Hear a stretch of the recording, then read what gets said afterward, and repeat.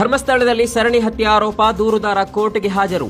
ಧರ್ಮಸ್ಥಳ ಗ್ರಾಮದಲ್ಲಿ 100ಕ್ಕೂ ಅಧಿಕ ಮೃತದೇಹವನ್ನ ನಾನು ಒತ್ತಡದಲ್ಲಿ ದಫನ ಮಾಡಿದ್ದೇನೆಂದು ದಕ್ಷಿಣ ಕನ್ನಡ ಜಿಲ್ಲಾ ಎಸ್ಪಿಗೆ ದೂರು ನೀಡಿದ್ದ ವ್ಯಕ್ತಿ ಶುಕ್ರವಾರ ನ್ಯಾಯಾಲಯಕ್ಕೆ ಹಾಜರಾಗಿದ್ದಾರೆ.